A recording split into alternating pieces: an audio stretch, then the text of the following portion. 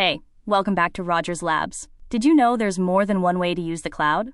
In part 3 of our cloud computing playlist, we're exploring the 3 main deployment models: public, private, and hybrid clouds. Let's find out how they work.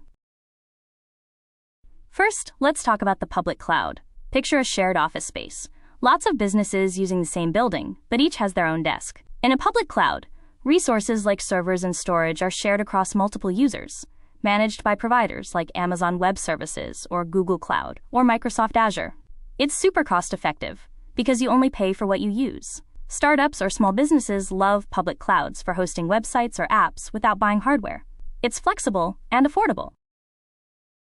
Next up is the private cloud. Think of this as your own private office, reserved just for you. A private cloud is dedicated to a single organization, offering more control and security. For example, a bank might use a private cloud to store sensitive customer data, ensuring no one else can access their servers.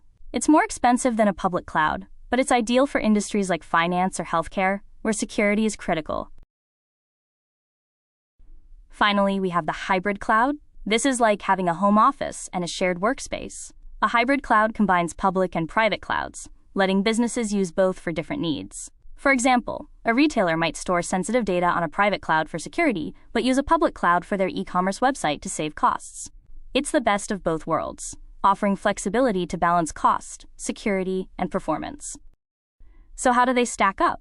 Public clouds are like a shared office, cheap and scalable but less control. Private clouds are like a private office, secure but costly. Hybrid clouds mix both, like working from home and a co-working space, giving you flexibility. Each model fits different needs, from startups to secure enterprises. Next, we'll dive into the benefits and challenges of cloud computing.